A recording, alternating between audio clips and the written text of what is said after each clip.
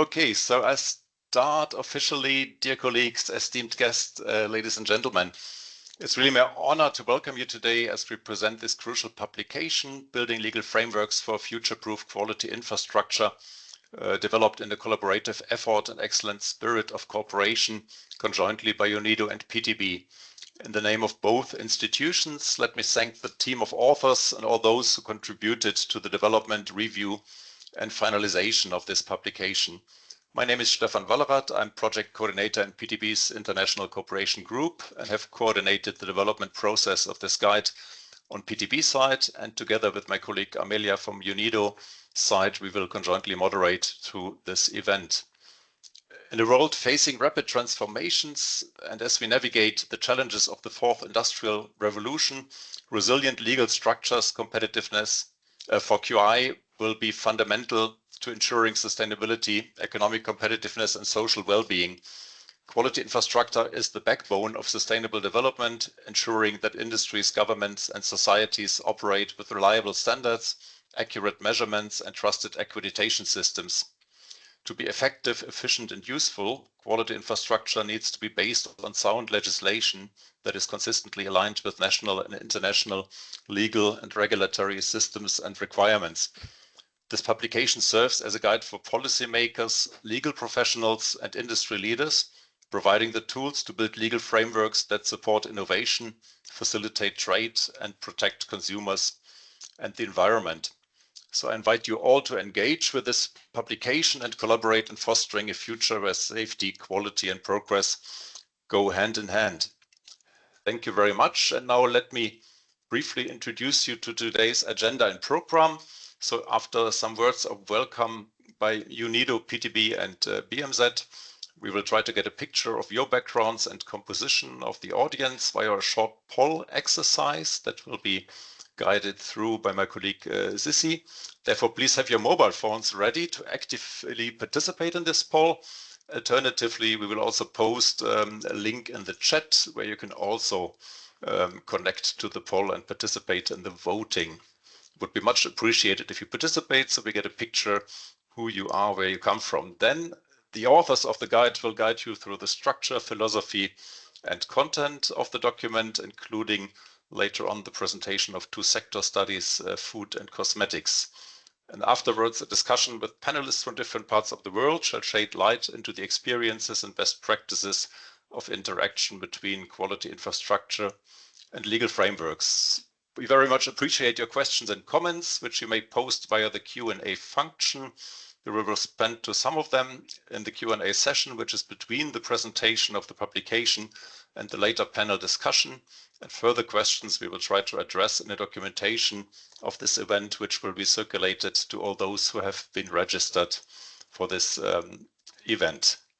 And now I have the pleasure to invite representatives from UNIDO, BMZ, and PTB to make their opening remarks. And first of all, I invite Mr. Seong Soo, who is the Deputy to the Director General of UNIDO and the Managing Director of the Directorate of Technical Cooperation and Sustainable Industrial Development. Mr. Soo, we'll be looking forward to your remarks. Thank you very much, Mr. Moderator.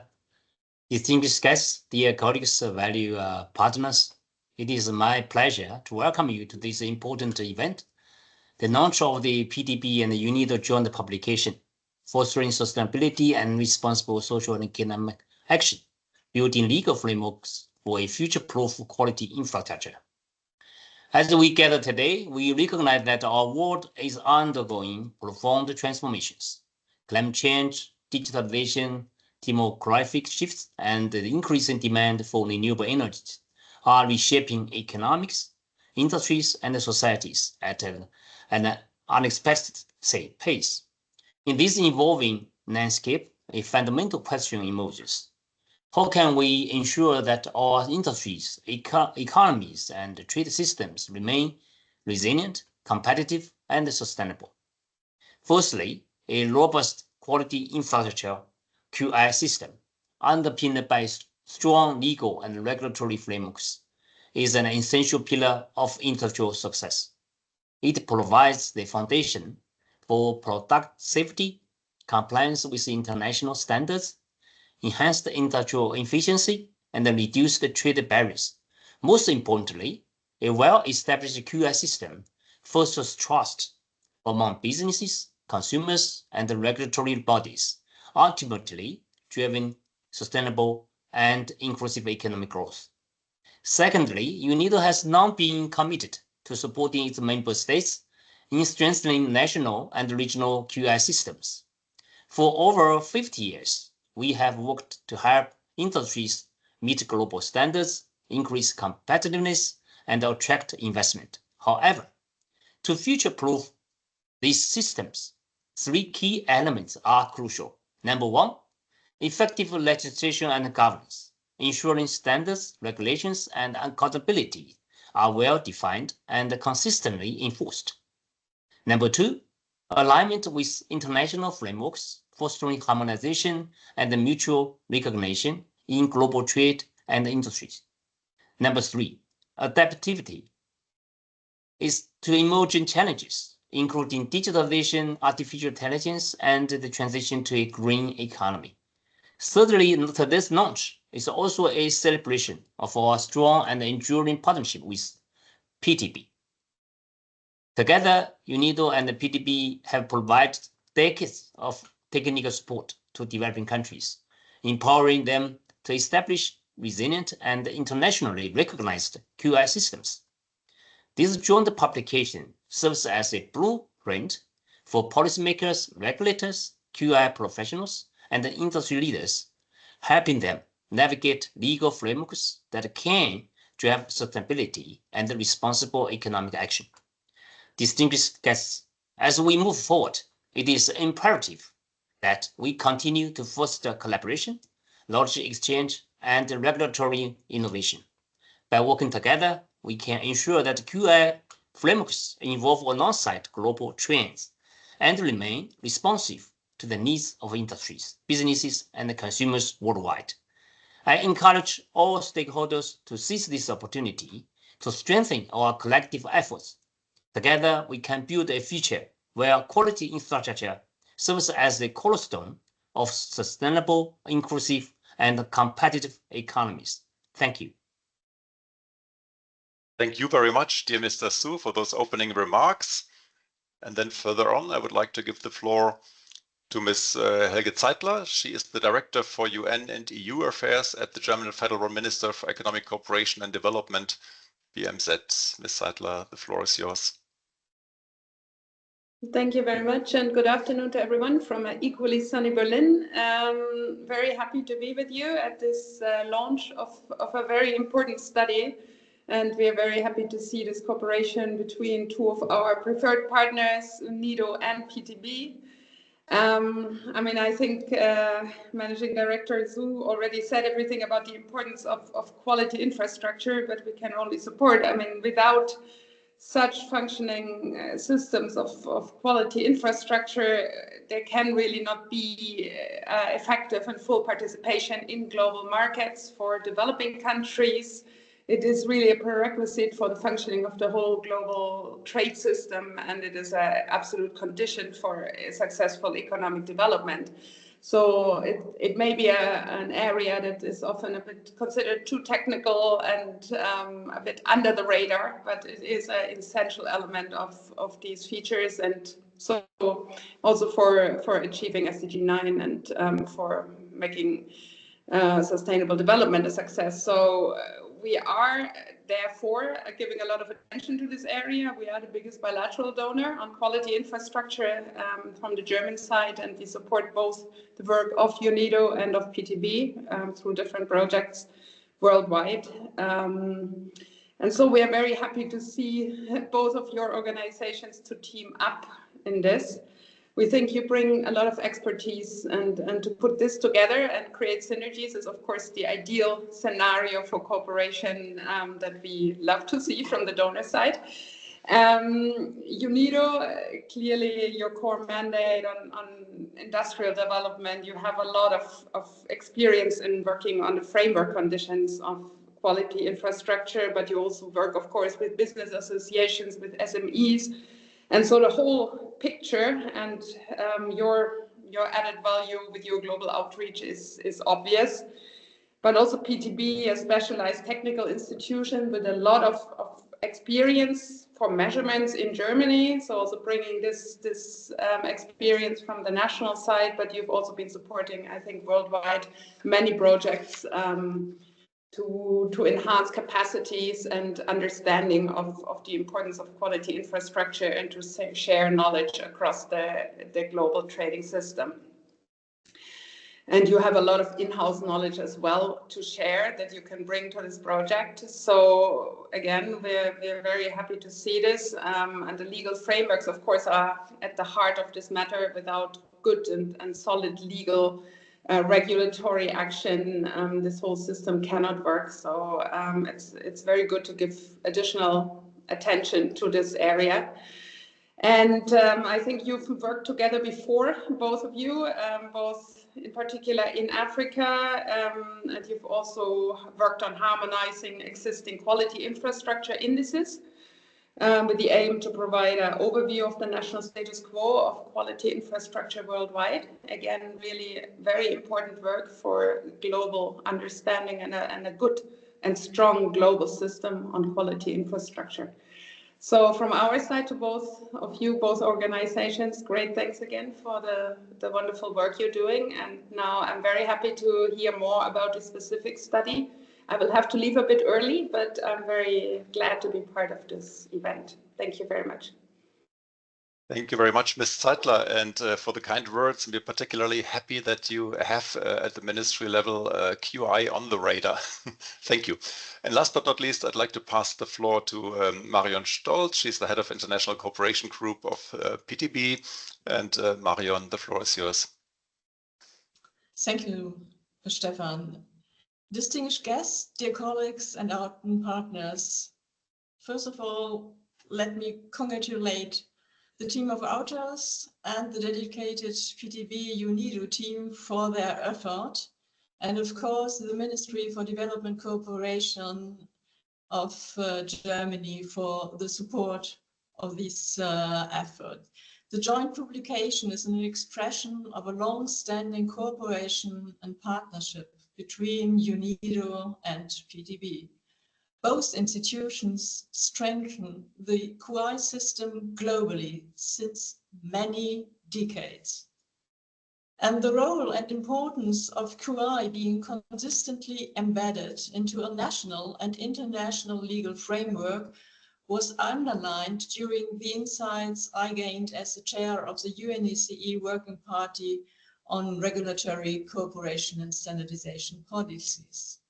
This publication is relevant for different target groups. Firstly, for governments and policymakers, as it provides a comprehensive framework for integrating quality infrastructure into national legal systems, thus ensuring that regulations support sustainable development, economic resilience, and international trade compliance.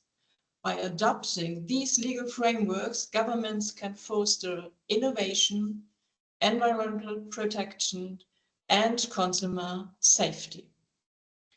Secondly, for industry and businesses, it highlights the importance of a robust quality infrastructure in ensuring product quality, regulatory compliance, and competitiveness in global markets. By aligning business practices with international recognized QI standards, organizations can enhance their efficiency, reduce technical barriers to trade, and attract investment.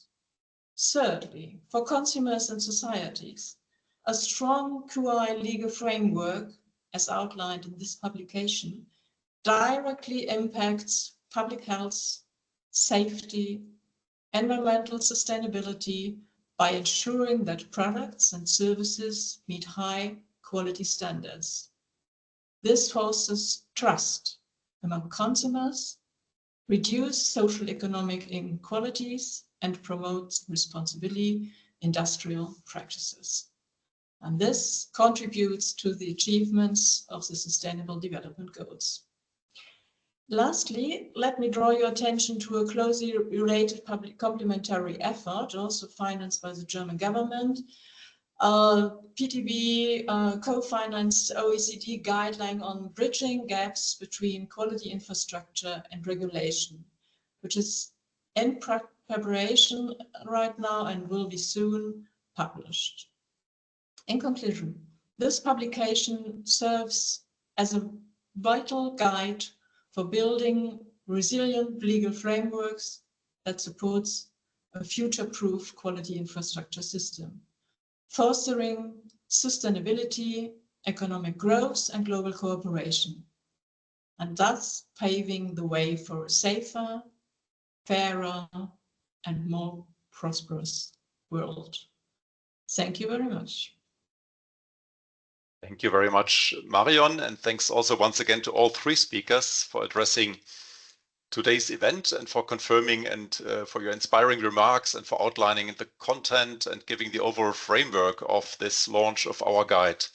And since we are quite a number of participants, we had more than 200 registered, I see 150 are presently there. We would like to learn a bit more about your background, and we need your active participation in a poll. And my colleague Sissy will share her screen, share also a link in the chat function, and display a QR code that you see right now. So please have your mobile phones ready to participate in your poll so that we can see a little bit whom we have in the audience. And we will have 3 questions right now, and we will have 3 more questions at the very end of the event that Amelia will go through later on. So the first question is basically which region you are from, and if you either scan this QR code with your mobile or enter the link that is posted in the chat, you can vote, participate in voting, and please do so because it gives us feedback who you are, where you're from, and from which profession you come and why you're interested in this publication.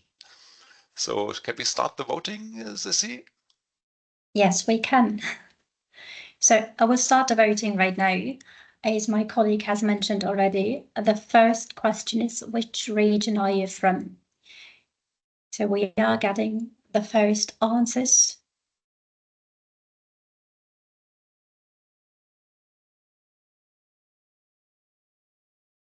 I will wait a few more seconds to ensure that most participants will be able to take part.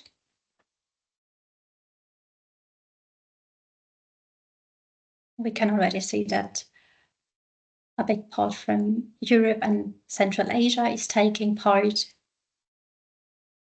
We do have lesser participants from South Asia, and the voting is still ongoing. I will wait a few more seconds.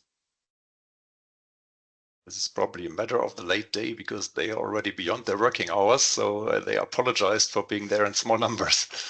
Thank you very much. You're still encouraged to further participate, even though you might not have voted for this first poll. Please join this poll. It's very interesting to see where you're from. And I think with this, we move to the second question. Thanks very much, Sissy.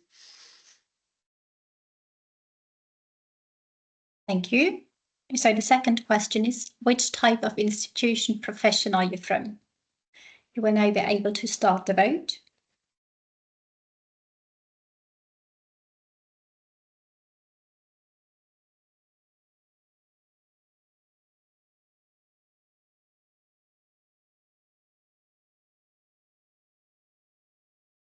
Okay, we have a strong tendencies to standardization, metrology, and international organizations, but relatively little ministry, regulators, policymakers, and legal professionals, who are also one of the 3 target groups pointed out by Marion before. But good to see that we have people from all different perspectives. Very nice. Metrology is strong as usual, as well as international organizations.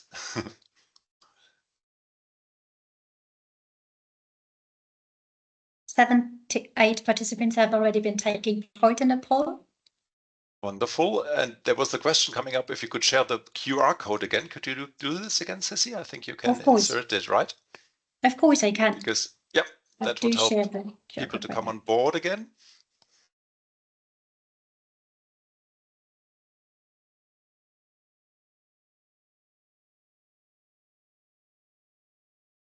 So we would like Okay, to... Let's move to the third question, I think. Okay, we'll then have to stop sharing the QR code. And then we continue with the third and the last question for now. How relevant would you consider the topic of the UNIDO P2B publication for the effectiveness of QI and your work? It's a scale from 1 to 6.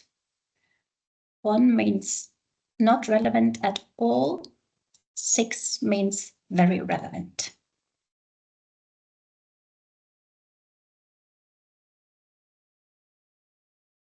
"61 participants have already been taken part."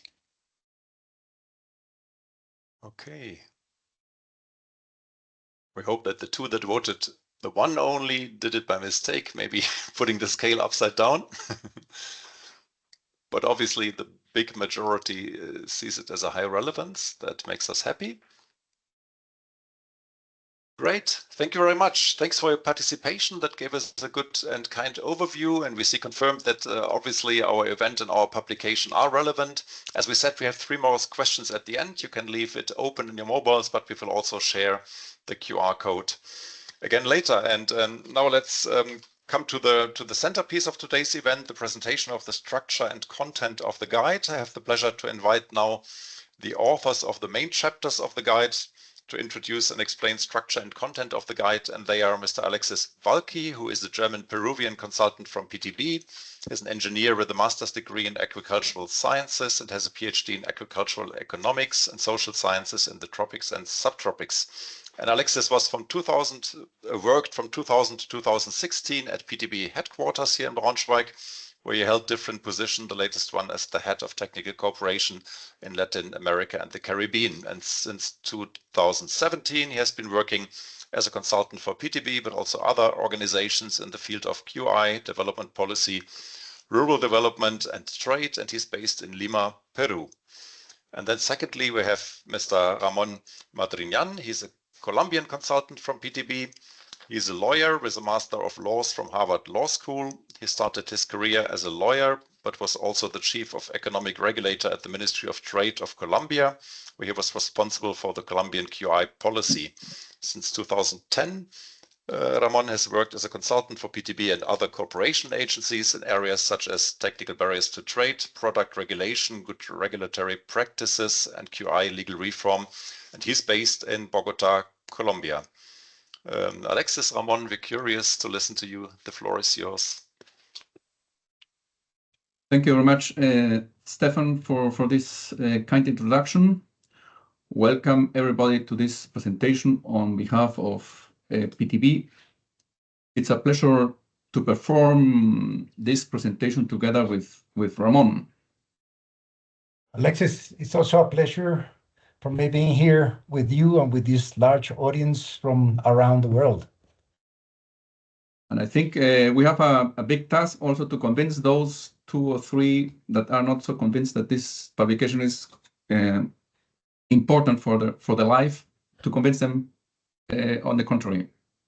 Do you agree? Yes, absolutely, I do. So before going through the chapters of this publication, we will start with a few words about the reason for this publication and how this publication was elaborated. It was already mentioned as a joint effort between UNIDO and PTB, but other details too. Then we will present the most salient elements of the publication. Ramon and I will present the first 5 chapters, and our UNIDO colleagues will present chapter 6. Yeah, thank you, Alexis. I cannot see the presentation. I don't know if it's just me, but you have to maybe... share it. Oh, you see it now? Yes. Yeah, I can see it now. Thank you. Alexis. Let's start by asking you something, Alexis. Could you tell us why this publication came about? Well, as QI practitioners and QI promoters, we have observed that in several countries, the quality infrastructure is struggling in unfolding fully its impact towards sustainable development. And when we look deeper, we can recognize that sometimes these limitations are defined by the existing legal frameworks. So there was a need for a guidance on how to adapt and build legal frameworks that enable the development of a future-proof QI. Ramon, what can you tell us about the preparation of the document we are launching today? When we started this journey to draft this guide, we found that there were already available some valuable publications dealing with important aspects of quality infrastructure policy and legislation. Such is the case as the publications presented in this slide, but I think most of our guests will know them. But after embracing these valuable documents and others at hand, the QA legal guide was prepared to connect the elements and lessons learned from these existing publications, filling the gaps between them, and present to the reader the most relevant QI legal issues in an orderly fashion. Alexis, what about the expected target group of this publication? What can you tell us about it? Well, the speakers before us already mentioned some of them, and so we will go through a specification of the target groups. Are on the one side the QI community, that means the QI institutions and the QI users, which includes also policymakers and regulators. And on the other side, the legal community. And this publication is not only directed to them, but it's also trying to bring them together. I remember, Ramon, that you emphasizes that this guide will bring these communities together. Can you elaborate why this is so important for you? Absolutely. And thank you for this. As indicated by you, the guide talks specifically to three target groups: QI directors, officers, and experts, policymakers and regulators, and the members of the legal profession. What is new in this document is that we bring into the conversation the members of this last group. But for that, we needed to, we consider that, of course, lawyers are not generally quality infrastructure experts, and they need to understand how national quality infrastructure needs to be structured and how it needs to be, how it has to operate, what are its possibilities and limitations, and how local quality infrastructure needs to be connected globally to unleash all of its potential for the benefit of local communities. But let's move on, Alexis. Tell us how this publication was prepared. Who was involved? So the first PTV and then UNIDO engaged in the elaboration of this guide, and a joint institutional team was established. So the overall guidance was provided by Stefan Kesa and Juan Pablo Díaz Castillo for UNIDO, and Ulf Seiler, Tobias Diergaard, and Stefan Vallerat for PTV. And the working team was, for the preparation of this guide, has been composed for UNIDO by Amelia, Helen, and Javier, and several UNIDO colleagues with specialized expertise, and for PTV by Ramon and myself. And at the end, the publication was also peer-reviewed by several quality infrastructure experts from around the world. They help us improve the value of this publication, and we thank them very much for that. So after this contextual introduction to the guide, let's start our journey along its 6 chapters. The first chapter is used to define concepts and develop a common understanding of both areas, quality infrastructure and legal systems. Alexis, why don't you begin with the quality infrastructure elements, and then we can come back and then we can review the legal ones.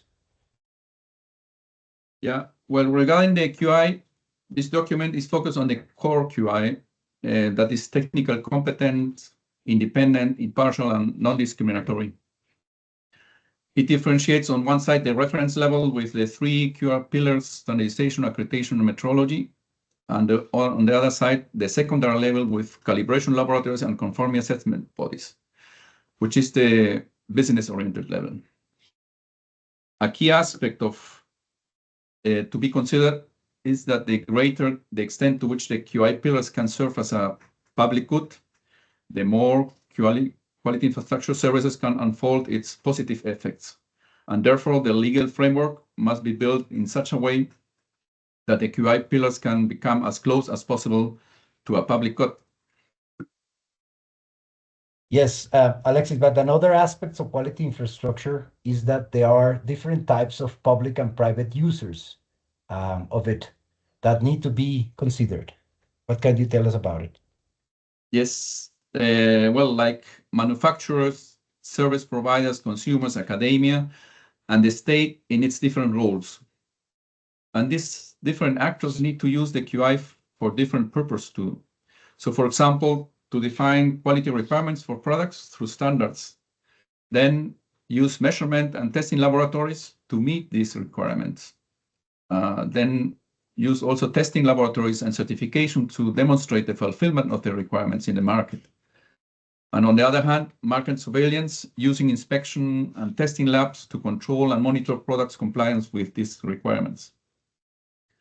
Another type of use is, for example, increasing productivity in companies or facilitating international trade. Also, QI builds a technical foundation for scientific and technological development. So the legal QI frameworks must assure this different type of uses of quality infrastructure. So these are some of the QI-related clarifications in Chapter 1. Ramon, which legal concepts we saw as necessary to clarify at the beginning? You have to explain me as a non-lawyer. Yes, of course, after listening these valuable concepts, let's introduce some legal aspects of these chapters, of this chapter. As some readers are not legally trained persons, as you mentioned, the guide presents the main elements that define legal systems generally. The following are some of the elements presented in this guide. I will just go over some of them. For example, legal systems are by nature hierarchical. The application of the law is basically territorial. There is an important dichotomy in legal systems between public and private law.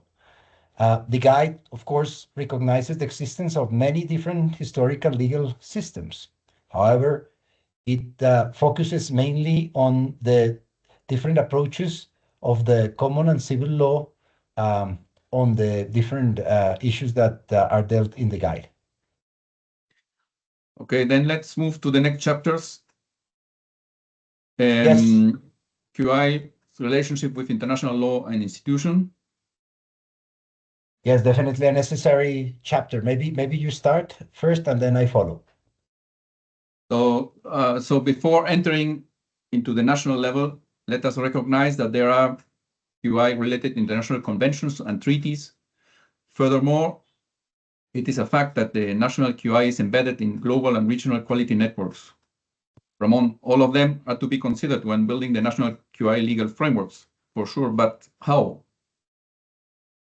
Legal practitioners are trained in international law, thus they understand international treaties and conventions.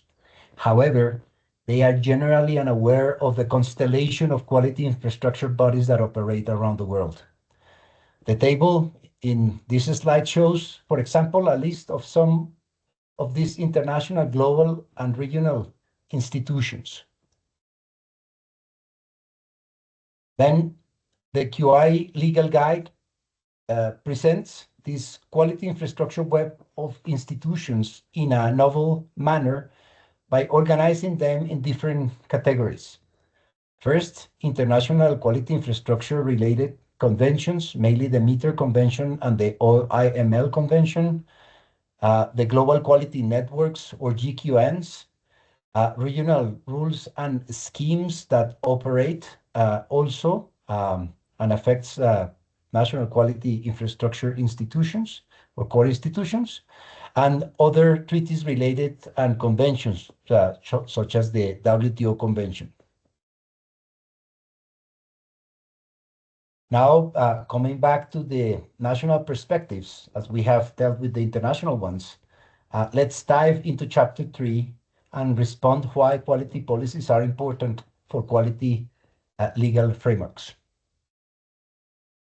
So in general, policies are the basis for legislative actions. And when building the QI legal framework, this is a best practice too. Quality policies consider guiding principles such as ownership, coherence, optimization, sustainability, and inclusiveness. And when QI legislation is being prepared, a quality policy is very useful. For example, it's a tool that provides a general understanding and guidance on how quality infrastructure is foreseen to support sustainable development in the country. It can be helpful in determining the applicable legal rules and institutional setting, for example, for deciding if QI institutions may be public or private entities. The alignment of the QI legal framework with other policies, other sectoral policies, can be assured through the quality policy. Ramon, do you have something to add? Yes, something short but quite important. Quality policies are needed in common law countries to advance legal reform. However, in my experience, quality policies also facilitate legal change in civil law countries. Okay, this chapter 4, understanding and preparing legal frameworks, for me as a non-lawyer is very interesting. As general guiding principles to be considered for the development of QI legal framework, some examples of those being elaborated in the publication are the following. So the definition of clear roles and responsibility is crucial because not only several QI institutions are involved in unfolding the impact of QI, but also regulatory authorities and other state actors. So there is a need to avoid or overcome overlaps, redundancies, and even conflicts. And as said before, especially the secondary level of QI with the calibration laboratories and conformity assessment bodies is a business-oriented level. So therefore, demand-driven services should be assured. We have talked before about the need of the alignment with international trade obligations and with the global quality networks. Another principle to be considered is financial sustainability. For example, to assure that the QI pillars can come as close as possible to a public good. It must also be assured that QI can be applied to assure strong regulatory work, but at the same time supports market-driven areas. Going deeper into the legal aspects, Ramon, when looking at the concrete existing QI legislation, which type of QI legislation can be observed and what signifies that for the QI legal frameworks? Thank you, Alexis. This chapter could be considered as the hinge of the publication, as this section of the guide covers the most prominent legal issues related to quality infrastructure legislation. As indicated before, the guide considers along its text the differences between common law and civil law. Here we find one of those differences between those legal systems. Civil law countries prefer normally single structure QI legislation document encompassing all of the QI institutions and applicable rules, while common law countries tend to have separate acts that structure each of quality infrastructure institution and grants each of them their specific legal functions.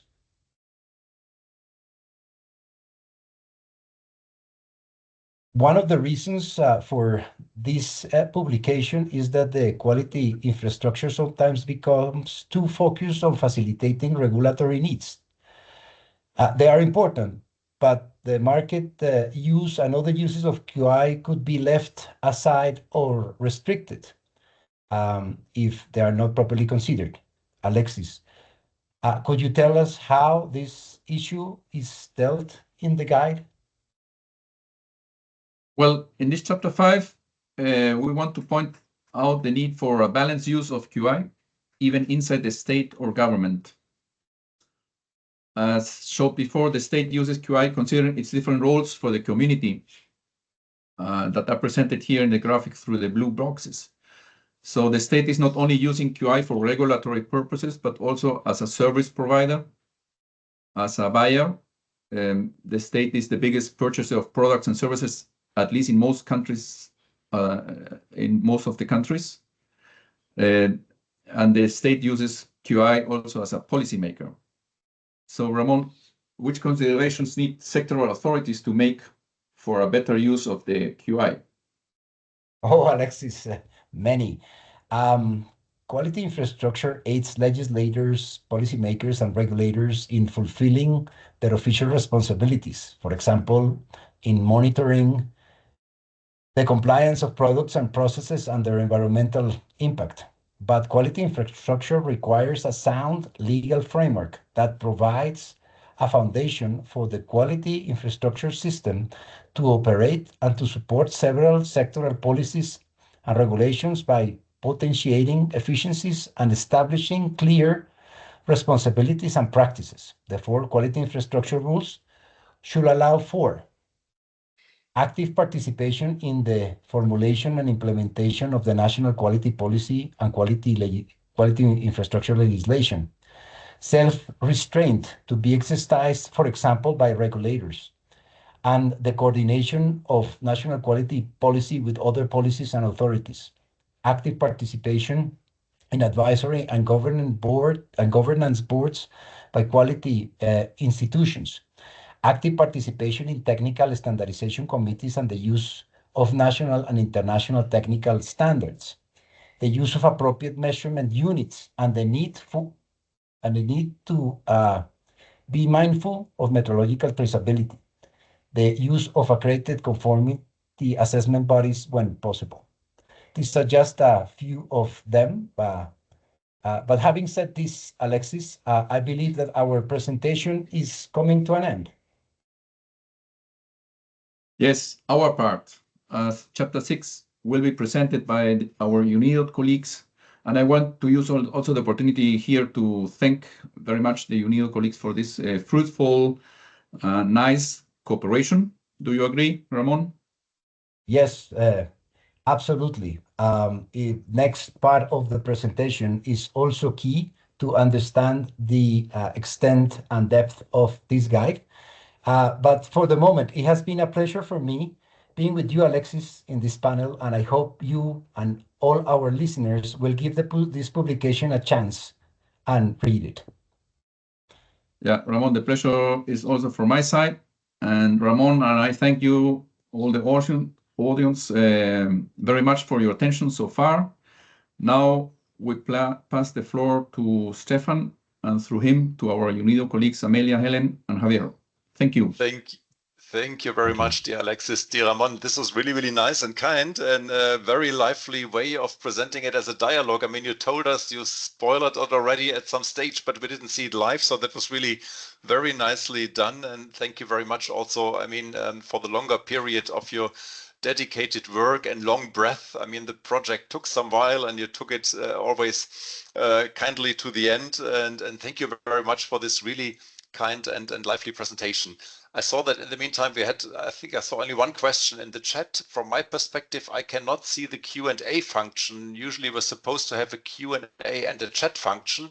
If you see a Q&A function, you can post your questions in the Q&A function, but if you don't see it like I do, or I don't, then please post it in the chat function so that we can refer to those questions after the second part of the presentation. And with that, I hand over to Amelia for the second part of the event. Thank you very much.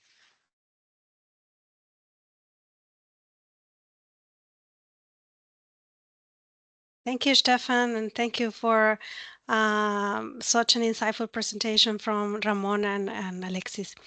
So we move now to the second part of our launching, and we continue with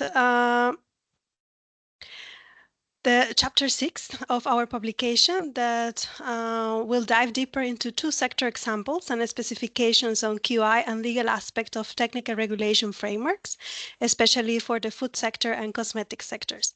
And for this, we are joined by 2 of the authors of the publication, and we have Helen Mier and Javier Fernandez.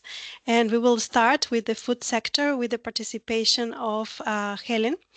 Helen is a food engineer with a master's degree in design and process management. She has over 20 years of experience in leadership positions, coordinating multidisciplinary teams in both public and private sectors in Colombia and Latin America. Currently, she serves as a regional chief technical advisor at UNIDO, where she has been working for over a decade, providing strategic advice for the formulation and implementation of technical cooperation projects in Latin America and the Caribbean. So welcome, Helen, and the floor is yours.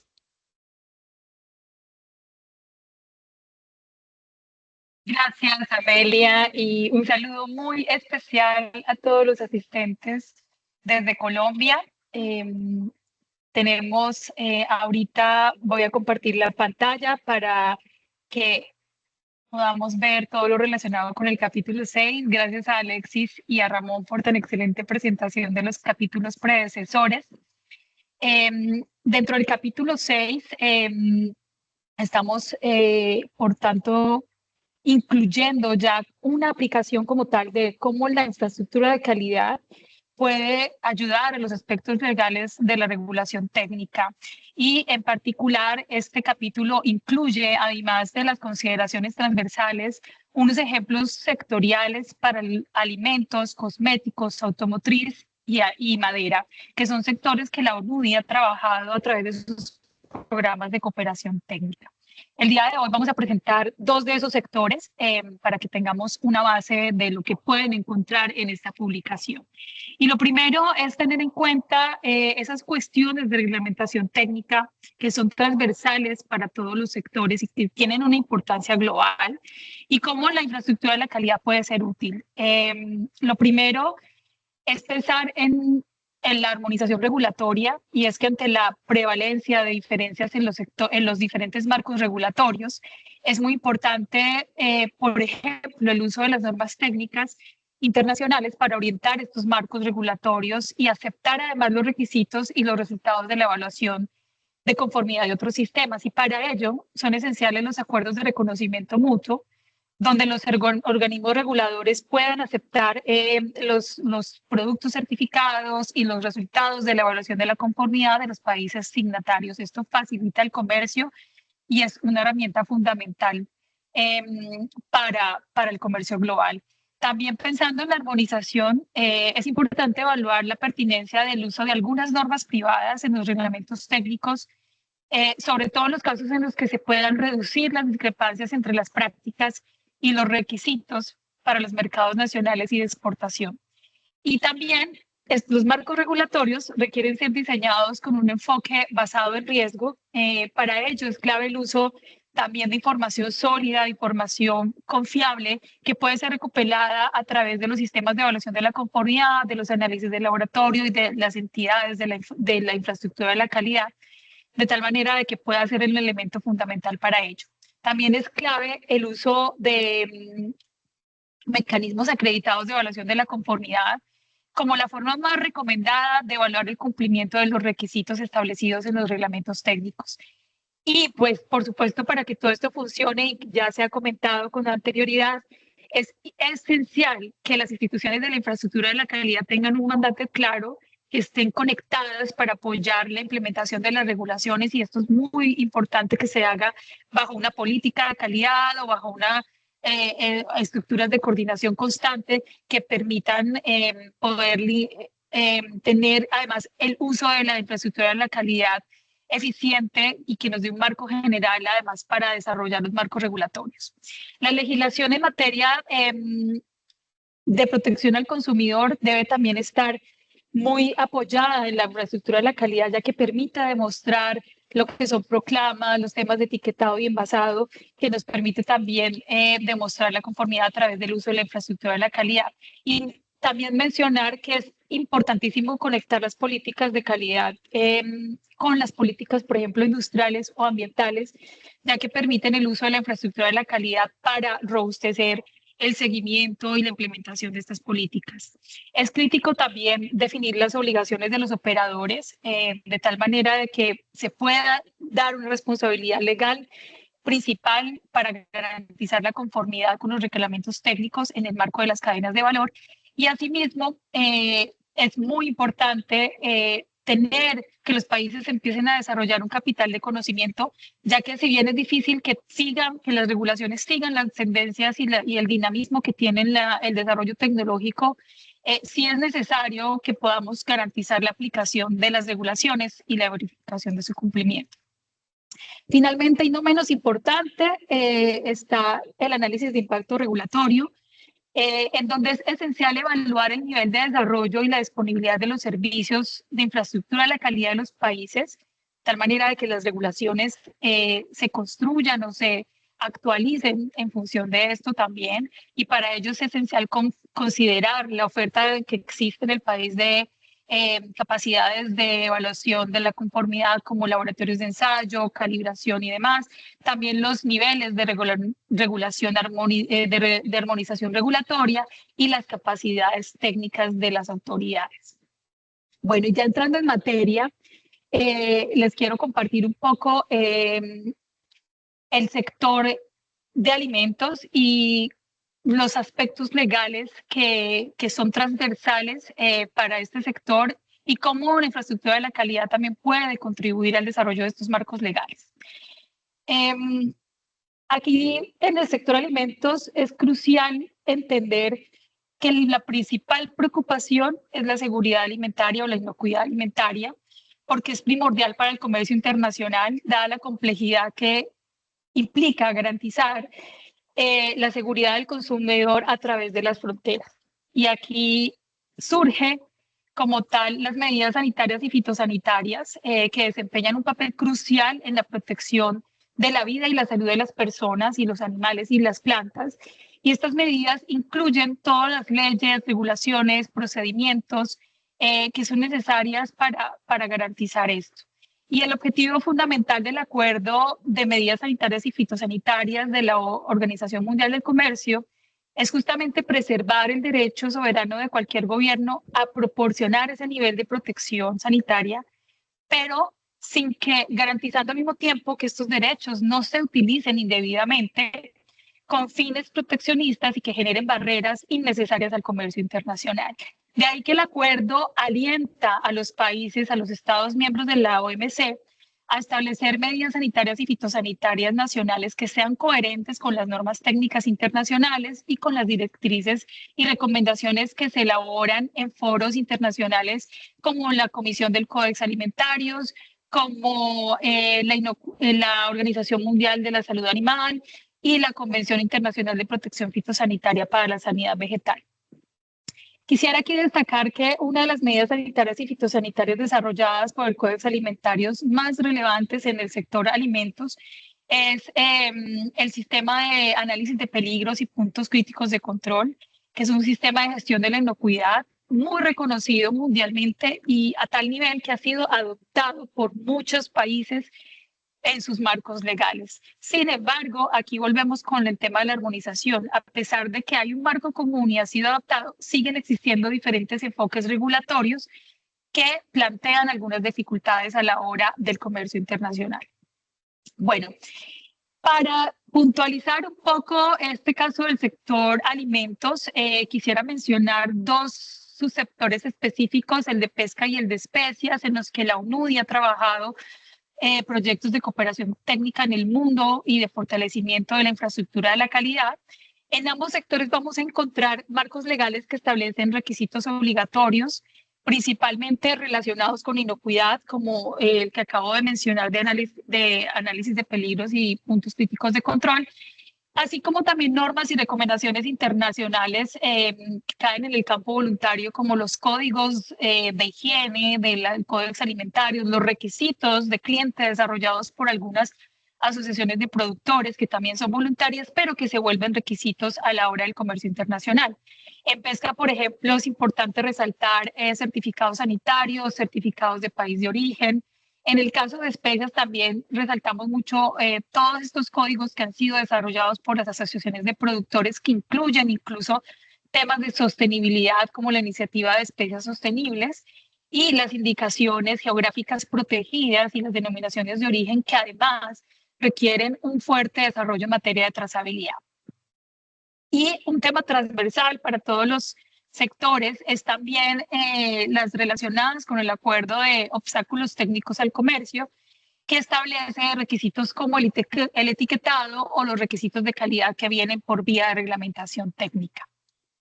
Bueno, quisiera destacar algunas consideraciones clave que ya han sido mencionadas al principio de manera transversal, pero que también aplican para el sector alimentos de manera específica, y es la importancia de que las necesidades y las prioridades de la capacidad sanitaria y fitosanitaria de los países se vincule estratégicamente con las políticas nacionales de calidad.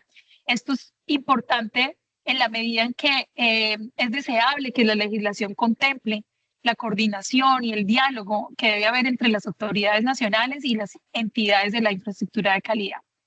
También es necesario adoptar un enfoque basado en riesgo dentro de los marcos jurídicos que nos permita tener un nivel aceptable del riesgo y determinar también cómo se evalúa y se ejecuta y se evalúa. Asimismo, como lo mencionaba antes, la falta de armonización, no solo en regulación, sino también en normas técnicas internacionales, puede generar cierto nivel de incertidumbre en el comercio y costos en los exportadores. De ahí que es muy importante que tanto los organismos de normalización nacional, las autoridades competentes, la industria y todos los actores interesados puedan continuar con los esfuerzos de armonización con la normalización nacional, regional e internacional. También es esencial, con fines de garantizar una corresponsabilidad en las cadenas de valor, es necesario definir a nivel legislativo las responsabilidades de los operadores de las empresas de alimentos, que son finalmente los responsables de evaluar la conformidad.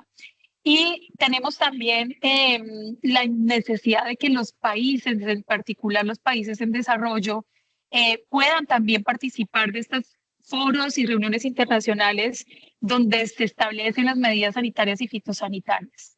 Un marco de priorización para las medidas sanitarias también es necesario que vaya en función del desarrollo de capacidades de infraestructura de calidad.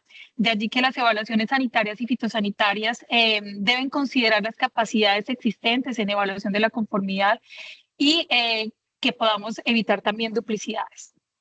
Siguen persistiendo también algunas brechas en la regulación técnica y, por supuesto, vamos a recomendar algunas buenas prácticas basadas en la infraestructura de la calidad.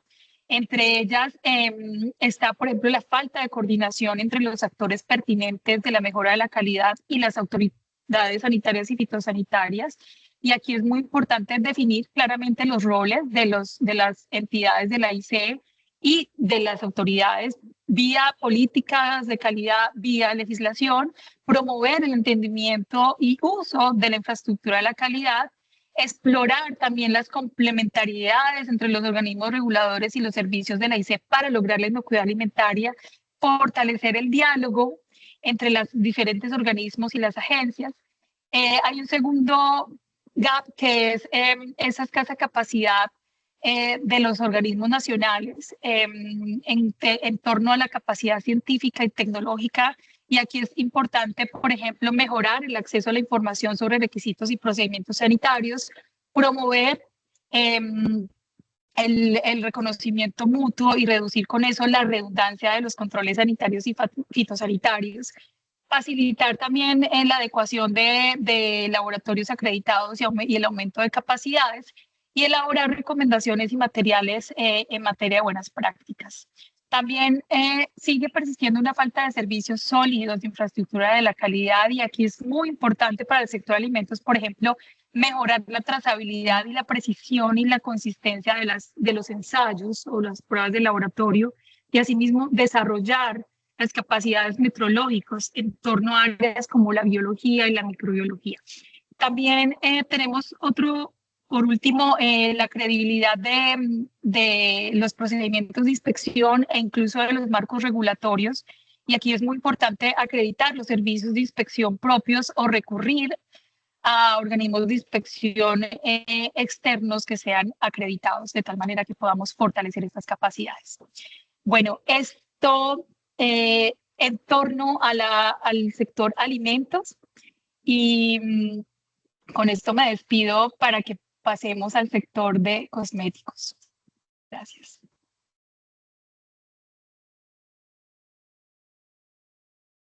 Thank you, Helen. Gracias, Helen. And now from food, we move to cosmetics, which is a sector that has exponentially grown in the past decade and will continue to do so. And for this, we are joined by Mr. Javier Fernandez. Javier is a mechanical engineer with an MBA and master's degree in strategic business administration. His career of over 15 years includes various leadership positions in the field of quality in both the public and private sectors, as well as experience in strengthening quality infrastructure in Latin America. He is with UNIDO since 2018 and currently serves as a national technical coordinator in Colombia, leading cooperation programs related to competitiveness, quality, and compliance. He is also a member of the Advisory Council of the National Metrology Institute of Colombia. So many thanks, Javier, for joining us, and the floor is yours. Thank you, Amelia. Thank you, fellow colleagues. Let me share my presentation. Okay. Thank you also. Hello from the UNIDO Field Office of Colombia.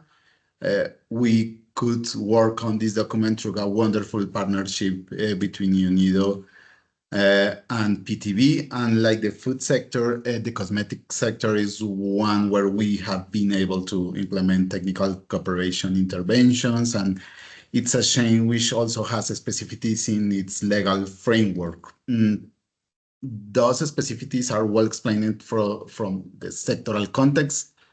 By definition, cosmetics are products designed to be applied directly to body surfaces, are intended to produce effects on those surfaces.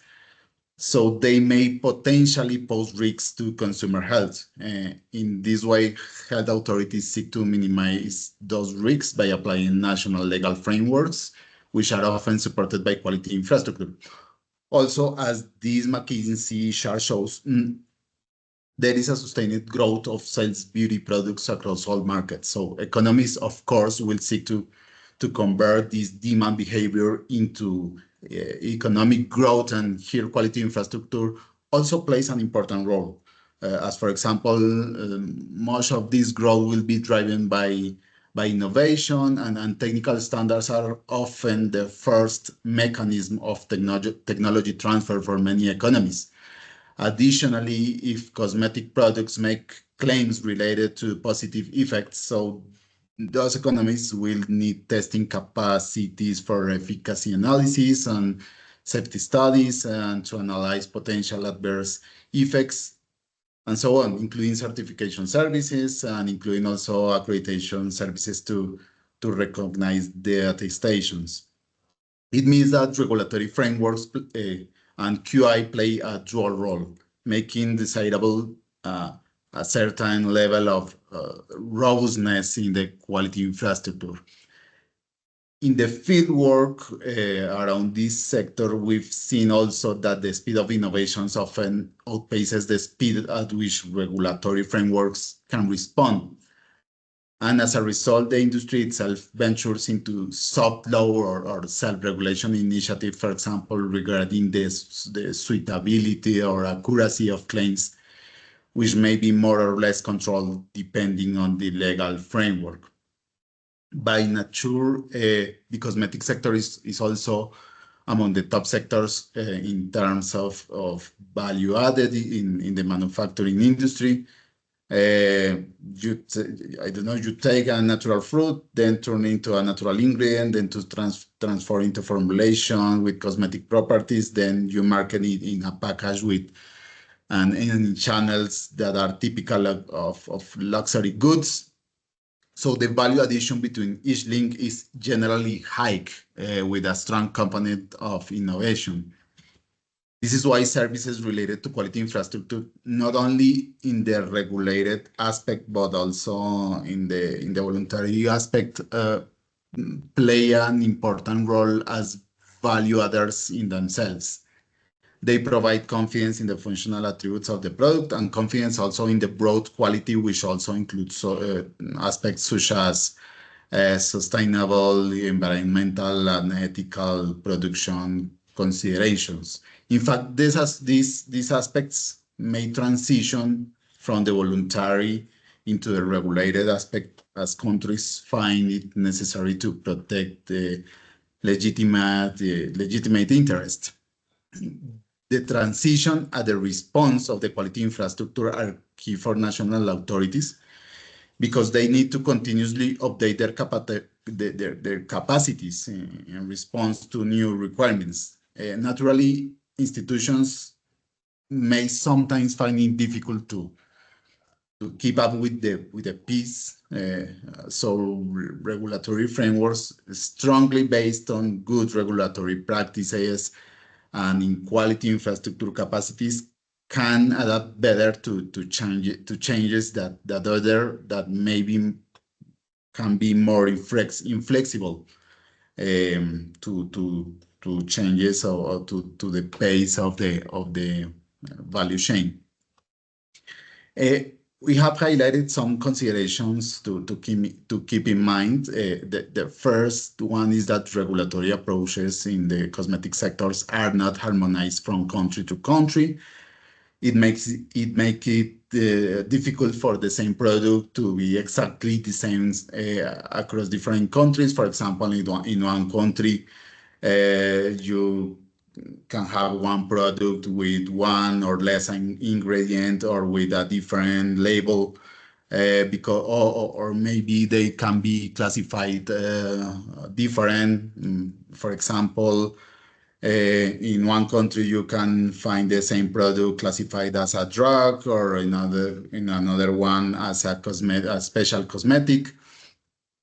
And of course, it leads to different approval routes depending on the case. Sunscreens, for example, are classified different under the legal frameworks of the European Union and Japan versus the United States. Also, the pre or post-market burden in terms of surveillance and control also tends to be different between countries. With some countries having heavier approval routes compared to market surveillance and control, while others have the opposite. There are initiatives, however, for harmonizations such as the ICCR, the International Cooperation on Cosmetic Regulation, to recognize those different legal regimes of the members. However, these are primarily voluntary initiatives, so anyway, considerable variations between legal frameworks persist. On the other hand, as I mentioned, quality infrastructure is fundamental not only in the regulated aspect, but also in the voluntary aspect, and organizations like the OECD or ISO provide platforms for the harmonization of partial requirements and conformity assessment methods. For example, the ISO 22716 standard for good manufacturing practices in cosmetics can be adopted wholly or partially, or even serve as a guide for national authorities in establishing requirements for the authorization of establishment in this sector. Another example is the OECD, Good Laboratory Practices, which provide a mechanism of trust and recognition through the mutual acceptance of data regarding non-clinical studies, which are included in the registration dossier of cosmetics. Also, the cosmetics are maybe in some ways considered as luxury goods. They are packaged in eye-catching packaging with features that go beyond the functional. Other products such as cosmetic soaps may present differences in their net content depending on their storage. So legal metrology regulations often include considerations for this type of products. And also the regulations on chemical substance include some considerations, for example, regarding biodegradability, regarding the use of the chemical substances that are contained in cosmetics. At the end, the more quality infrastructure used in the regulatory frameworks, the better. This is precisely what I outlined in the first box. So I will not delve into further due to time constraints, but the next group of good practices presented here has to do with the use of quality infrastructure to overcome technical challenges. For example, how producers demonstrate the technical requirements of legal frameworks. So there is a need of develop local capacities for safety, for stability, and for efficacy analysis. Also, there is a need of accreditation capacities to recognize the capacities under the premise of test once accepted everywhere. These, of course, include non-clinical studies. And to conclude, many regulatory requirements in terms of quality measurements and limits must be supported by a metrological offer that national metrology institutes can promote either through the direct provision of reference materials or through measurement services, scientific transfer, not only through NMIs, but also through accreditation and through the metrological pyramid as a given quality infrastructure matures. All these aspects can be explored in more detail in the publication. I think Amelia shared the link through the chat, and we recommend that you do so as there are more application cases there. Thank you very much.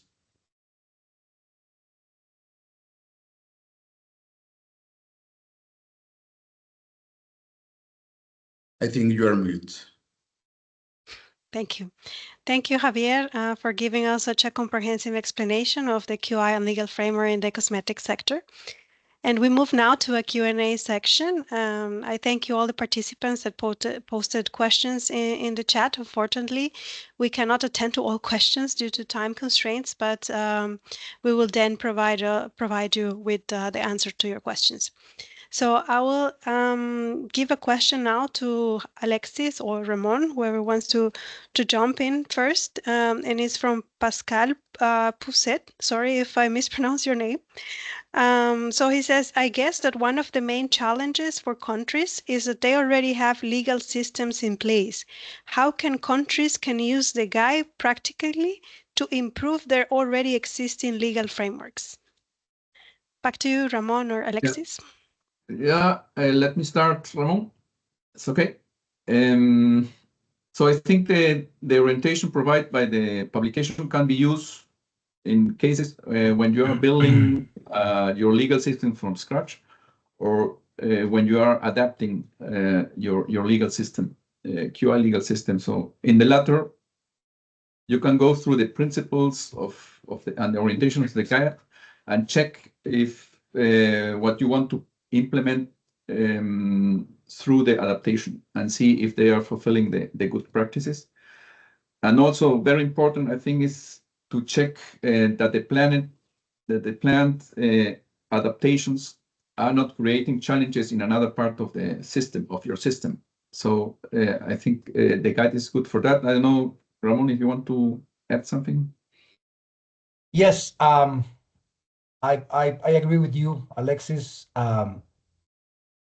The quality infrastructure system and the legal system needs to adapt to new situation, and the guide provides the best practices on how to do that. However, in my experience, I've felt that quality infrastructure experts and directors tend to think that the law is unchangeable, that you cannot reform it. But I think that is more because lawyers do not understand what's at stake and what's happening and what needs to be changed than anything else. Because in other parts of the law, then changes happen from time to time. So thank you. Great question. Back to you, Alexis, or Amelia. Amelia.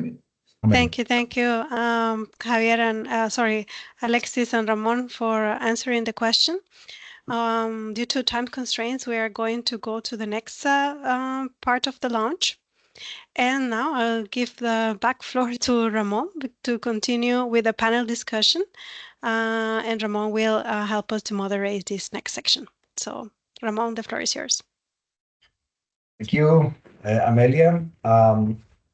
I've been given the great honor and responsibility of a great panel with experts around the world. Actually, we have our experts in 5 different time zones of the world today. So it's great what these technologies can do now. I will ask my panel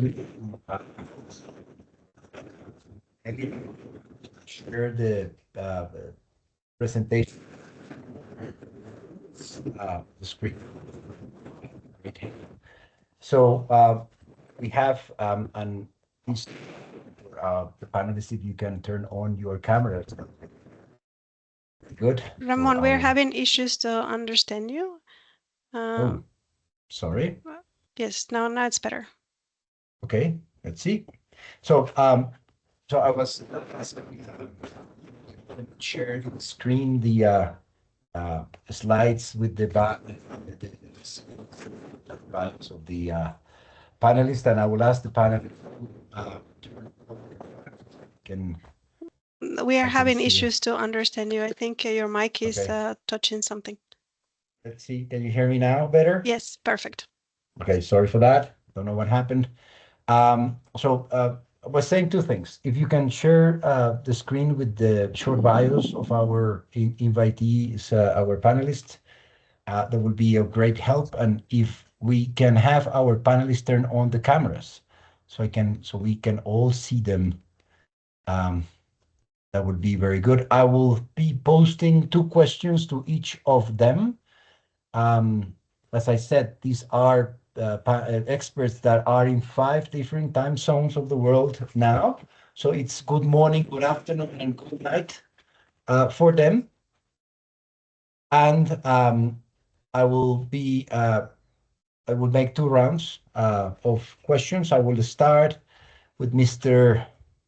Oswald Chinjamakobu, who is a senior technical advisor on quality infrastructure within the Department of Economic Development, Trade, Tourism, Industry, and Minerals at the African Union Commission. Mr. Oswald, welcome to this global panel on quality infrastructure, quality legal issues. I have a first question for you, and the question is as follows: which role does an internationally recognized quality infrastructure play for the recent trade initiatives in Africa and for the elimination of the non-tariff barriers there? Hello, Ramon. Hello, everybody. Thank you very much for the invitation to be on this panel. And thank you very much for the very, very interesting workshop that we're having. But to answer your question, Ramon, in our case, really quality infrastructure is at the heart of everything. I think, as you know, the African Union I hope you can hear me, colleagues. I was struggling a little bit to hear Ramon, but I hope my connection is fine. Right. Fine. As you know, the African Union comprises 55 member states, member countries, all with a very diverse history, culture, and development path. But still, hoping and aiming to work together to integrate and grow the economies through increased intra-African trade. So it is quite challenging to achieve harmonization. Tariff liberalization in any trade agreement, as you know, can usually be relatively easily dealt with. But when it comes to NTBs, these tend to be a little bit more insidious. And in particular, I think when you look at measures in the area of technical barriers and also SPS, things can get a little bit tricky. So what we've been encouraging our member states to do is really to build their QI frameworks around global best practices. And when it comes to development and implementation of technical standards and SPS measures, we really encourage that they base their practices on international examples, international practices, as this delivers a measure of convergence and harmonization when countries try to align with those global examples. So you'll find that most of our countries have within their legal setup the means to establish quality infrastructure institutions, which we then encourage that they should, as I said earlier, practice in accordance with international best practice. And this helps. And we've been able to do this at two levels. There's what we refer to as sub-regional levels or regional economic communities. And now we have taken an approach to do this as well at the continental level, driven mostly by the momentum established by our African Continental Free Trade Area, which at the moment is likely to be one of the, if not the biggest continental free trade area. So that's how we're trying to approach the challenge around NTVs. Thank you. Great, and of course we hope this guide will help the countries and the African Union move forward in that with that goal, which is certainly very important. Mr. Oswald, I will come back to you in a few minutes. I need to move to another part of the world where we have Mr. Jose Trejo. If you have familiar Ms. Trejo's bio, please. Mr. Trejo is the executive director of the Trinidad and Tobago Bureau of Standards. He previously has been the chairman of the CARICOM regional organization and standards and quality and the Central American CARIMET group. And he's originally from Belize, where he was the CEO of the board of standards there. Mr. Trejo, it's a pleasure for me having you here. And I have a question for you.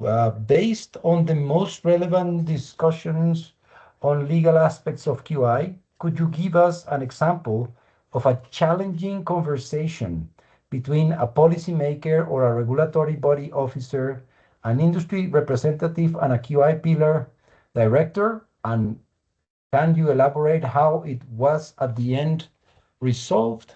Thank you. Hi, thank you, Ramon. I'm hoping that you can hear me. Great. Well, first of all, thank you so much for the opportunity to be able to sit on this panel today and along with our esteemed colleagues from all around the world. I would like to, before I answer, just to give some context to Trinidad and Tobago. Trinidad and Tobago is part of the wider group of CARICOM countries, which is the 15 member states. So we are going back to the presentation that you gave just a short while ago. We are part of that group of common law countries where the the legislation. We have separate legislations for metrology, for standardization, and now moving towards creating a separate legislation for accreditation. Like my colleague said just a short while ago, we represent a very diverse group of countries, different economies, different population. Trinidad and Tobago is a primarily an oil and gas economy.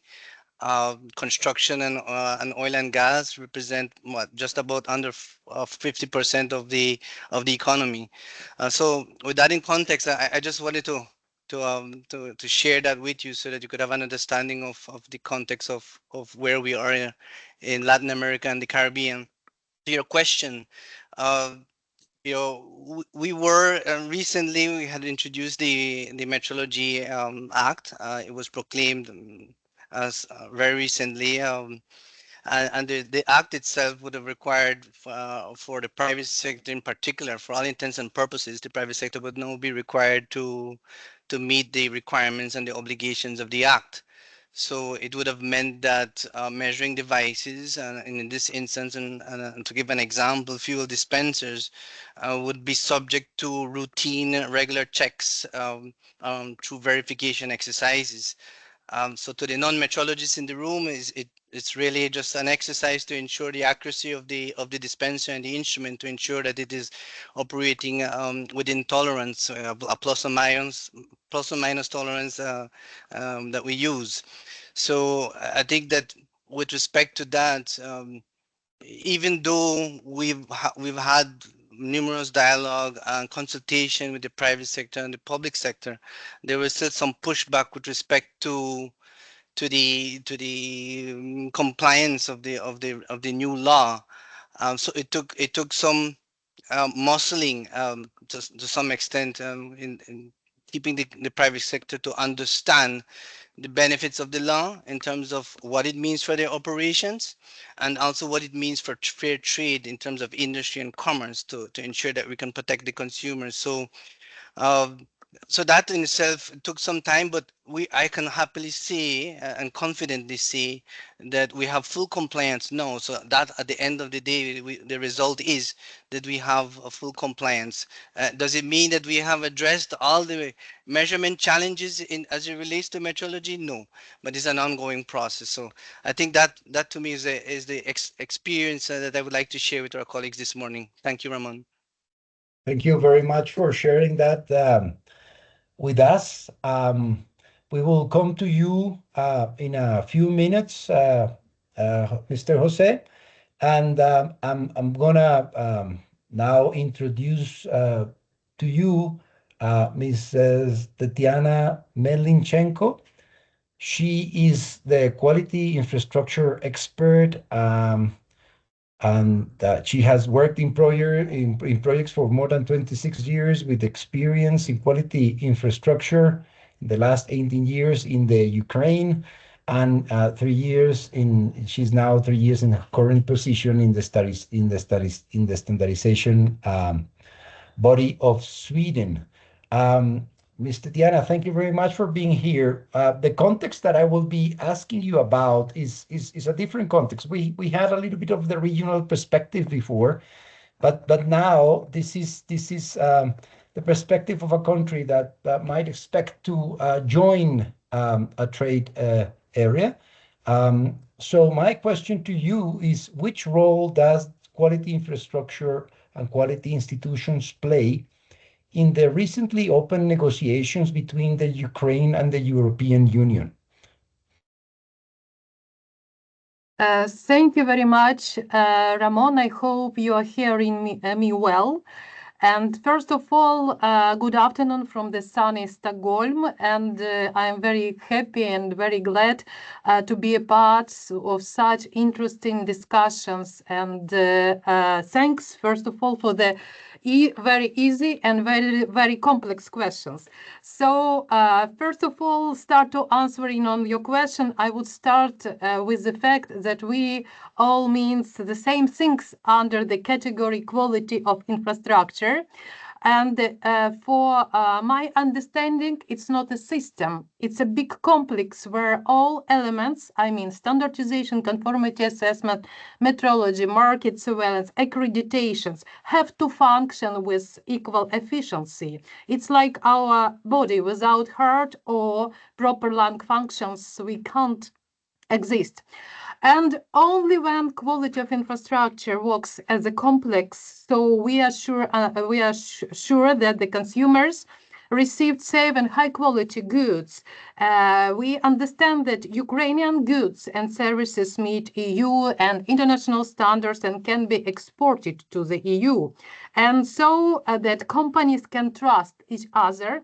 And it's understandable that if the products was made in Ukraine, it means that the same products which was produced in Germany or in Sweden has the same quality. And the process of screening Ukrainian legislations for compliance with the legal requirements and norm of EU is a key stage in the implementation of the acquis communautaire within the framework of European integration. And in this context, the regulatory framework and the quality infrastructure institutes play a crucial role in the following aspects. First of all, this is a harmonization of technical regulations and standards in accordance with EU requirements, ensuring the mutual recognitions of conformity assessments. And here I'm very happy to share the Ukrainian experience of the preparation of the ACA agreement. And the elimination, as a result, elimination of TBT.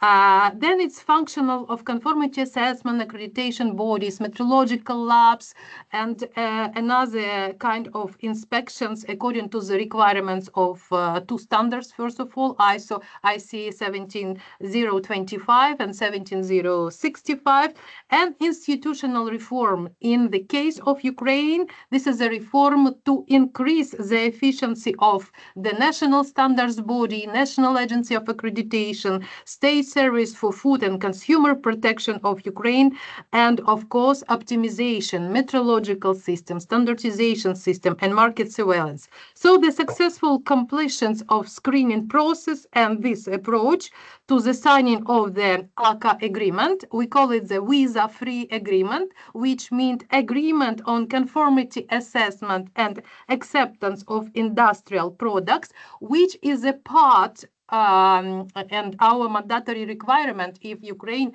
would like to be the member of EU, largely depends on the quality adaptations of the legislations framework and functioning QI Ukrainian quality infrastructure of Ukraine as a system, not as a system, as a complex. And very briefly, I would like to highlight 5 important elements and usefulness of screening process. First phase of screening process was explanatory screening, and Ukrainian experience on the way to the signing of ACA agreement was very helpful on this stage. And the second stage now is the bilateral screening.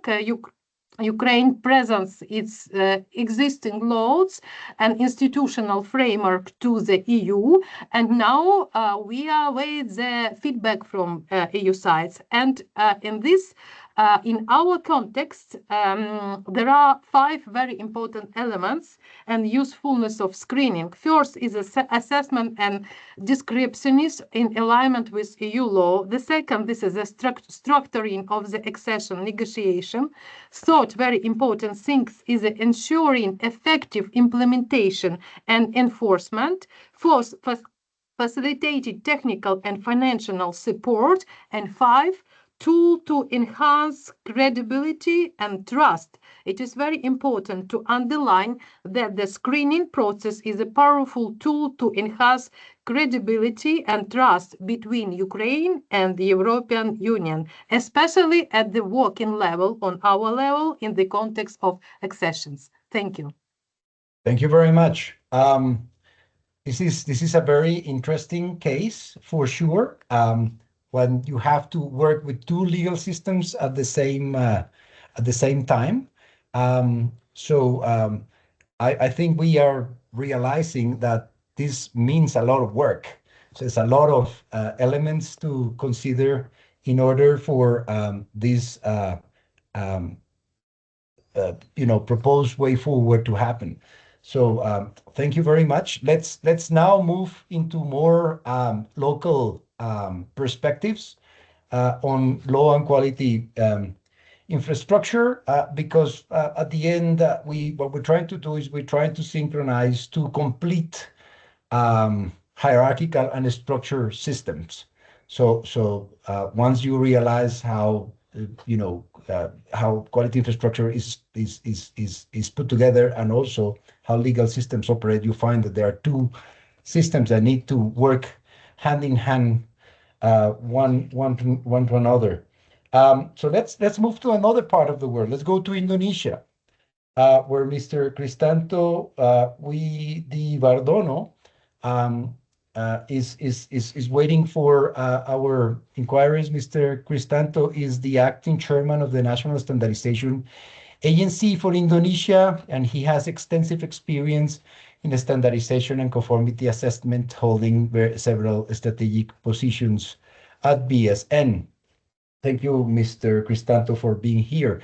The question for you will be, based on your experience at the national level, can you share the key elements that have triggered the evolution of QI legislation to advance QI services and institutions during these past years in Indonesia?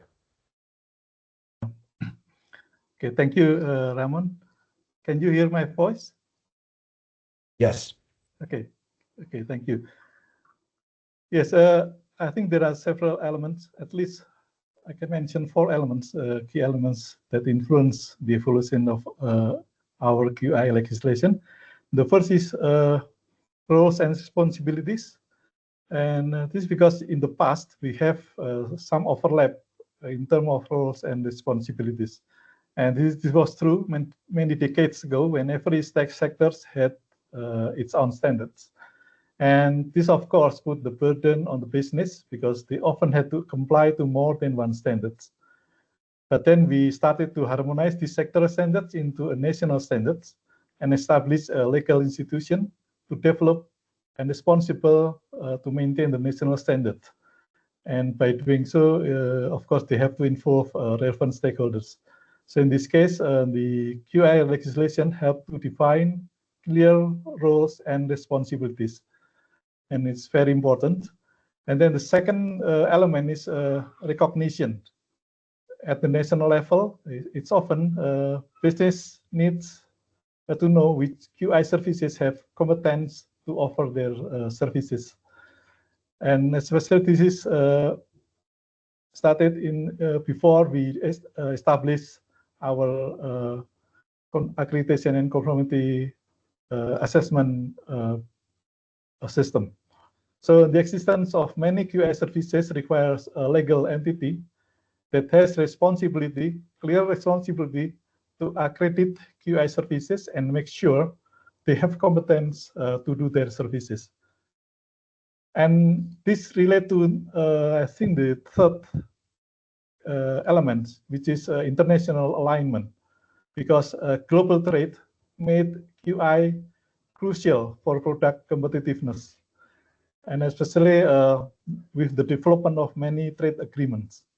So to facilitate the international trade, well, many national standards need to be harmonized to international standards, mostly by identical adoption. And then the accreditation body joined the International and Regional Forum for multilateral recognition based on international standards or guidance. And this also applied for our National Metrology Institute and legal metrology authorities. They have to work hard to ensure that their capability in calibration and measurement were traceable to international system. And with trade agreements, so we need legal entities that have clear roles and responsibilities so that they can make negotiation during the trade agreement. And the fourth element, I think, is very important, is coordination. It's easy to say, but very hard to implement. So how to coordinate these activities which are somehow interconnected at national level that is most suitable for us. There were some models implemented in many countries, in some countries, and there are different models. And we have to benchmark to select the best model for us. The model that suits us today maybe, maybe a different model will suit us in the future. So we have to select the best model and then put it in our legislation.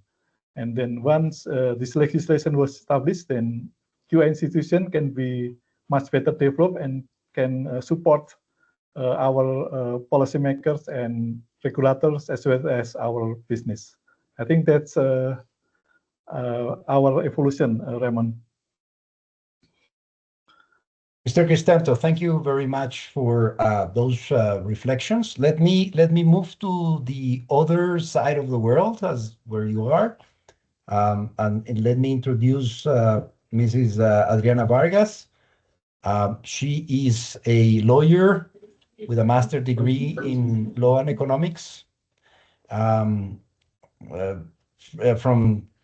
2022, she has been the Director of Industry at Andes Yes. Business Association. Thank you very much. I had some noise here. I don't know what was it, but now I think that mic is shut.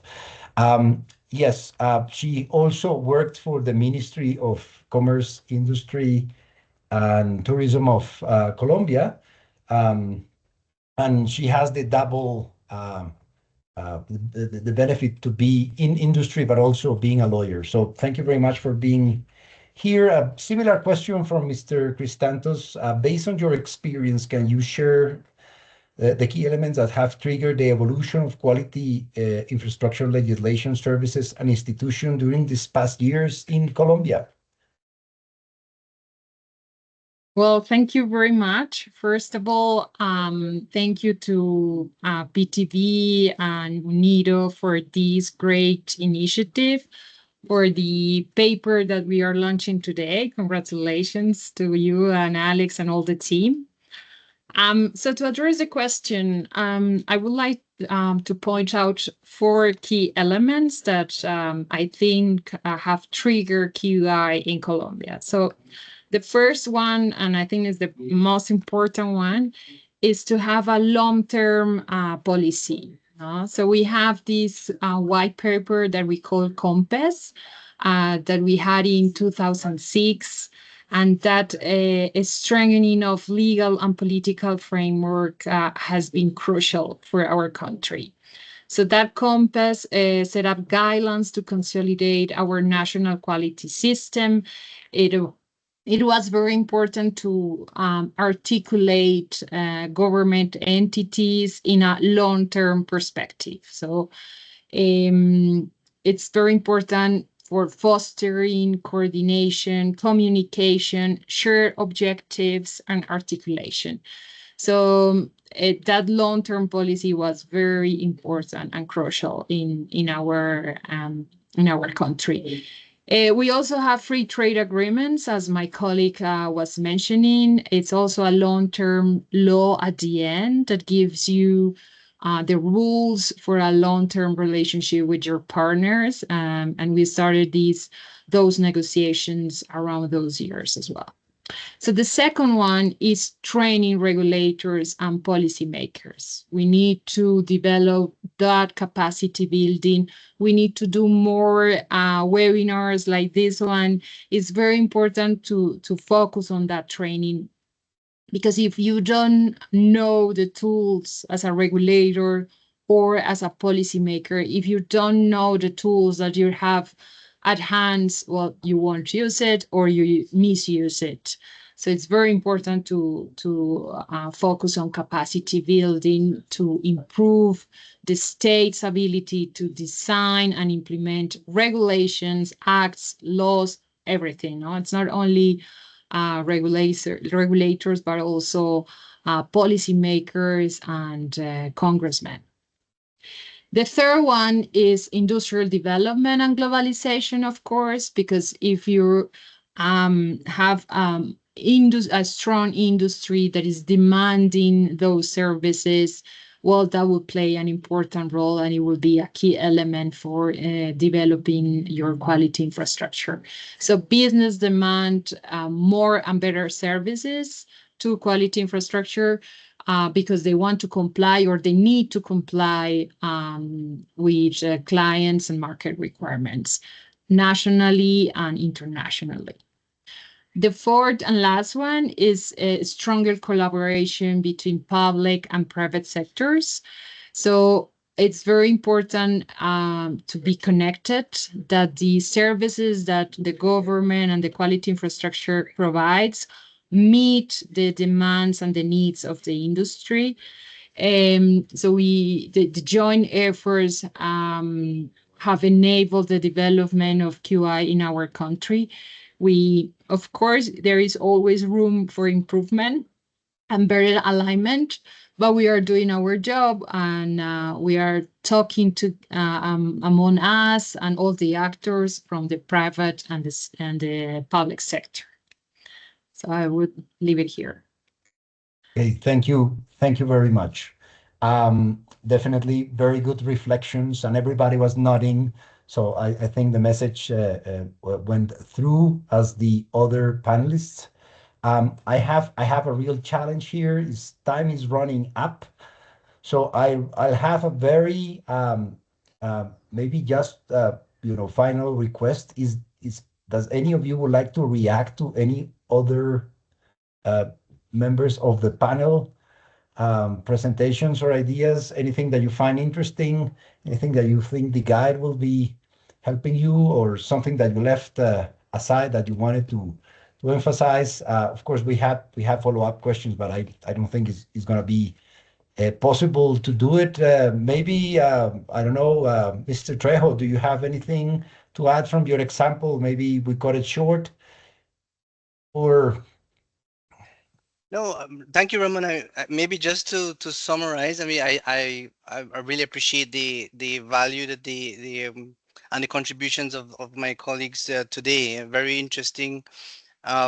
We're always learning, and quality infrastructure is always developing. But I would like to say this: modern economies and modern societies require modern legislative frameworks. That's a given. If we're to have any advances, transformation, modernization, what have you, you need that. Being a quality practitioner for the last 18 years, we need a toolbox. And for me, and I congratulate UNIDO and PDB and yourselves as the consultants in developing this document, because my answer to this toolbox, or to look at the toolbox itself and the guideline, the publication, is that we should have had it 10 years ago, 15 years ago, 18 years ago, when I was new in this and just earning my wings with respect to quality infrastructure. It would have been ideal to have such a document, and I think that it is the right time now to have it. And going back to a question that was posted earlier, is that can you use it for legislation that already exists, or in the development of course you can.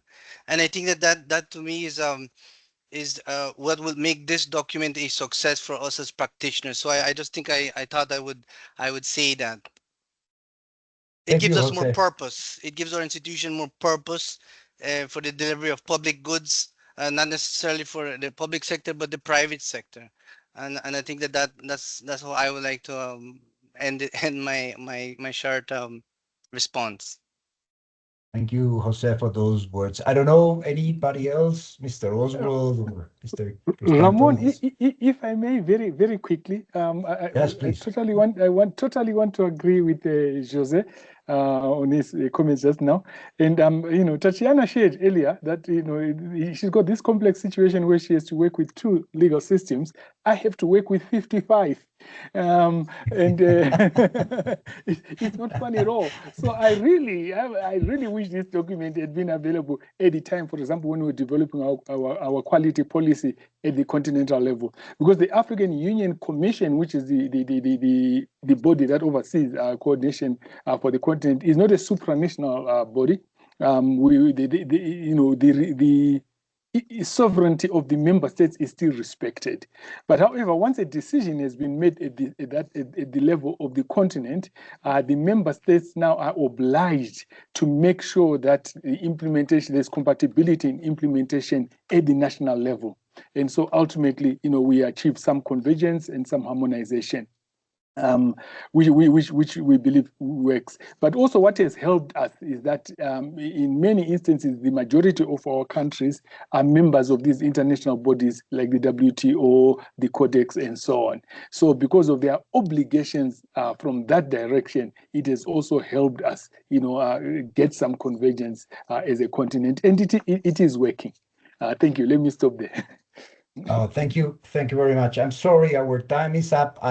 I think we need to do this panel maybe sometime in the future, because I think we're learning many good things. I will say something. I've been trying to express the importance of synchronizing legal systems with quality infrastructure for so many years. But even someone close to me, when I explained that I was a lawyer and I explained what I did, that person actually asked me if what I did was legal. Of course, I was in shock. I said, I mean, this is not illegal. And I don't know what that person meant. That person passed away, and I never had the chance to ask that person if he meant that it was not lawyerly or if it was illegal. But anyway, thank you for this wonderful panel. We are very happy for you to be here, and we thank you very much for your inputs. I think they give us a great perspective. Thank you very much.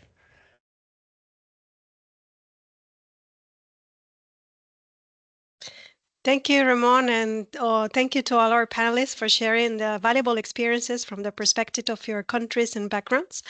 We hope that you have enjoyed the launching of this UNIDO PTB joint publication, which presents us with recommendations to have effective and sustainable quality infrastructure and brings together the QI and legal community, as you were saying, serving policymakers, regulators, QI users, and officers, as well as lawyers. We encourage you to take a look at the publication, share it with your colleagues, and use it in your different contexts.